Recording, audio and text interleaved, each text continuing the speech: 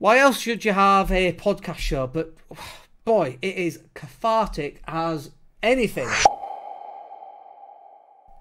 When you see these dastardly Tories doing their next awful thing to poor people, and you can talk about that. And actually, I tend not to talk about politics because politics is very polarising.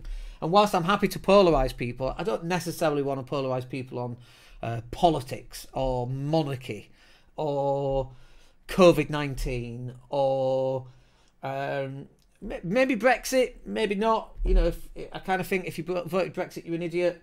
I'm kind of happy. They're usually not in our demographic anyway. But going live and being able to express how you feel about a particular subject, especially if you see something that's fundamentally wrong, you know, someone's being bullied because of their gender or their sexuality or their belief system or whatever. Everyone is entitled to exist, okay? And everyone is entitled to their own opinion, regardless of whether it's right or wrong. I've got opinions which might be wrong as well. Obviously, they're not. All my opinions are perfect, obviously. But just being able to have a session where you can go on a Dan rant, and honestly, the number of people that then message me going, "Oh my God, I loved that Dan rant. That really, it set me going. It was very funny, very authentic. People love it. People literally message me when I go on a Dan rant. And I try not to do them because we try not to polarise too many people. Otherwise, we'd have an audience of 0. 1. Thanks, Mum.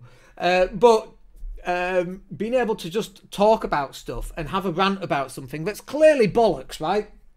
Like Section 24, you know, was brought in for taxing landlords, and then for some unknown reason, rents have absolutely shot up. And I wonder why. Oh, can't it be because of Section 24?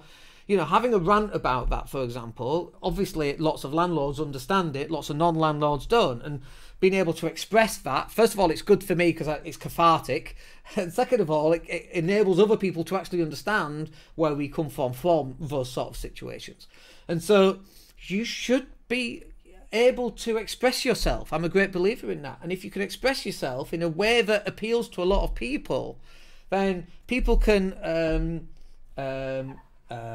appreciate what you feel or how you feel, even though they might not agree with it.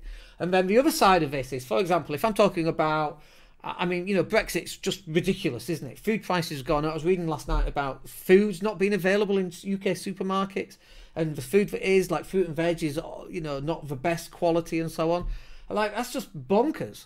And so for all those people that agree with that, and I talk about that, then it enables us to build a bridge between having a relationship with the people who are listening and the words coming out of your mouth. And now they're like, yeah, I see what Dan's talking about. And even sometimes when people disagree, they can have points of agreement within that content, right?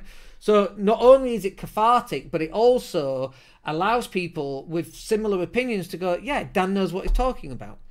That's easier when you're getting somebody onto a phone call. They already know what you sound like. They already know what your opinions are, and you've already got lots of touch points that you can touch on with points of agreement. And so just finally, on the cathartic side of things, I love, you know, I've got a lot to say, right? And sometimes it gets me in trouble and sometimes it doesn't, but I've got a lot to say, and it's incredibly useful just being able to have a platform that people listen to sometimes, that people can listen to or not listen to. It's completely up to them.